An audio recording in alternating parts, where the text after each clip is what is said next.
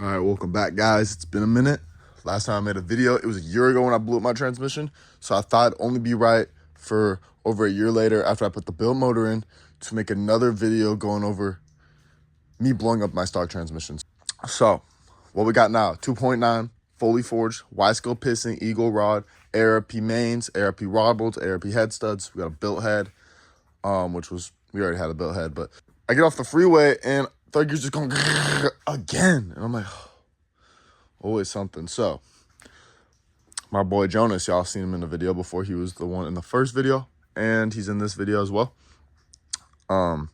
He said there's a 12-valve VR6 5-speed Jetta with an O2 Jetta at the junkyard. I got 2 spares, but I'm just gonna go buy this one, put my LSD in it. Power wise, how am I not gonna blow it up for the rest of the season? I'm just gonna run gate pressure, wastegate pressure, which is probably around high 3s, maybe low 4s. Horsepower wise, I was turning it up last night, so that's why I probably let go. And we're gonna go get it. So let's go. So I was gonna take my El Camino, but it has a flat tire and needs the battery put in. And I'm on time crunch, so we're gonna be taking the Prius. Oh, there's wheels in it. God damn. Boom. It's ready. Let's go. I'm gonna go change my clothes. So here she is. There, she's a little dirty, but we're gonna get her out of there. Might take me a little bit, because I don't do Mark IV shit all the time. Got some of the tools out. Got the CV axles both loose. I forgot to bring a big socket for the CV axles. Okay, so I got the starter out, most of the bolts out. The bolt on the backside flange, I didn't have had to shove my impact back there. I was actually able to get it. Dog bone is like seized in it. It broke off. Cool. So it took me about an hour and a half. I had to do it with the dog bone in. It took me another probably 20-30 minutes to do it with the dog bone in. Had to get the flanges out and shit. So, because the dog bone was like seized in there. So it's quite dirty, but I beat it up a little bit getting it out because I'm not even using the case because it's O2J case. I'm using the gears inside with my current case. So yeah, get this home. I guess I don't even have to clean this one up because I'm not even gonna use this case. Got the transmission in, time to go home. All right guys, I'm back. Cleaned up the transmission a little bit, nothing too crazy because we're not even gonna be using this case just so I can get it apart. So I'm on the line right now if I want to pull my transmission out. Just because I'm kind of tired. I want to take a nap and do it, or just do it now and take the nap after. Disconnect. Take off the coil pack, thermostat housing. Gotta come out probably. Just by getting this in here and ready to go. And then we just gotta swap the guts from this to there. So maybe I'll find out the tranny code, see what kind of gear ratios I'm working with, and come back to this a little later actually, because I'm changing my mind now. I'm gonna go take a nap. All right, welcome back, guys. It's been 2 days since, it's been 3 days since my last update. After my nap, I didn't come back out here. Came back out here last night and just got the transmission pulled and started draining most of the fluid. So basically what we're gonna be doing is we're gonna be taking this apart, taking the gears out of this case, putting it into this case, and then we're gonna put it back in. I might paint it too. We're also gonna be wiring in an electric fan as well, because my manual fans weren't working that well. They were on and off, so I'm just gonna wire it straight to my micro switch and just use one of my outputs. Also, it's about time you wire up. I've been putting it off for a while,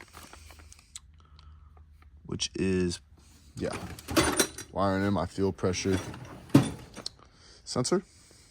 We're gonna run that off the regulator. We're gonna tee that into one of my spare inputs as well. So we'll just put that on there. The lower subframe bolt is just missing. I was feeling the clunking when I was coming in and out of my backyard, and that is why. I was like, it sounds like the subframe smacking. Transmission apart, and looks what I was experiencing was third gear was just starting a grenade. Luckily caught it kind of early and didn't damage a whole lot. We didn't damage, looks like, any of the gears. The synchros look okay. There isn't that much metal in the box. Do got like a tooth chunk right here. Actually, both teeth chunk chilling right there. So W magnet right there. Grabbed out both the chunks. So yeah, now we're gonna pop the other side off and check it out. Make sure it looks good. I swear if it's fucking blown up too, I guess I'm just gonna take it back, but it sucked because I took it all apart at the junkyard for no reason. Got a little paint job on it going to match the block. Nothing too crazy. I didn't spend a whole bunch of time on it. I just sprayed it down. Just because it's not gonna be the forever transmission. It's gonna be like the temporary until I get built gears, but got this gear case open. Everything actually looks really good for this thing having super high miles. There's not an insane amount of debris on that, on the collector, compared to mine, which had been in for maybe like a year. So, all right, guys, here's another update. Transmission's back in the car. We now have a stage 4 clutch in it as well, because I had a spare clutch from a past car we had. Believed it was the same clutch I had, the Clutch Masters stage 3. Turned out his was a stage 4, so I put the stage 4 in. So probably right now I'm just gonna take a break and clean this fucking mess up, because I hate working like this. Tools on the ground and shit. Probably get the tools laid out there, bring the table closer to get the rest of the car back, to kind of get the car closer to where I'm doing the fans and stuff, because that's gonna be the next thing. Got the subframe bolts in. Got the trans fixed. We're not gonna change the wastegates. We're just gonna leave the 11-pound springs. So we're just gonna leave this. And then basically just fuel pressure sensor and wire the fan and put it back together. Let's go. So we just got the fan mounted. I'm gonna go buy a connector so that if I want to take the radiator off, like I usually do, I take the whole front end off. I can just pop a connector instead of having to cut it, re-splice every time. So I'm gonna go buy one real quick. Catch up with y'all in a second. All right, guys. So I just got the relay all hooked in. Here's the test button. So now we have somewhat of an electric fan. So now we're gonna, and that's hooked up to the ECU. Did all the setup on the computer. And now we're gonna do the fuel pressure sensor.